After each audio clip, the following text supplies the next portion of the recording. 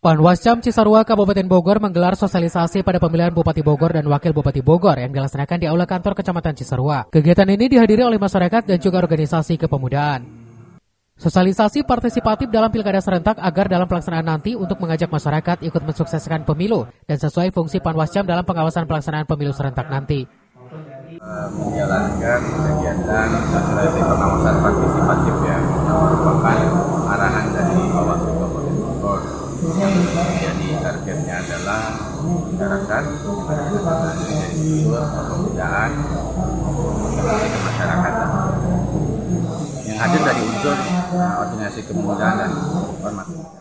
Intinya sosialisasi hari ini sangat-sangat penting sekali ya, di mana partisipasi masyarakat dibutuhkan banget untuk meningkatkan pemilihan yang memang berkualitas dan bisa mendapatkan hasil pemimpin ke depan yang memang berdasarkan demokrasi yang jujur dan adil. Depannya mungkin kami berharap sebagai masyarakat, mari bersama-sama berbondong-bondong datang ke TPS di tanggal 27 November 2024. Kita pilih pemimpin berdasarkan hati nurani kita.